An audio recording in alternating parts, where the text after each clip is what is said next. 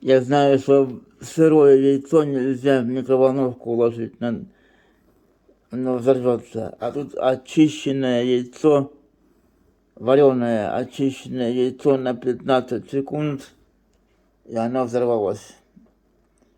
Каждый день разогреваю нормально, а тут в клочья. Имейте в виду аккуратнее. Не делайте так.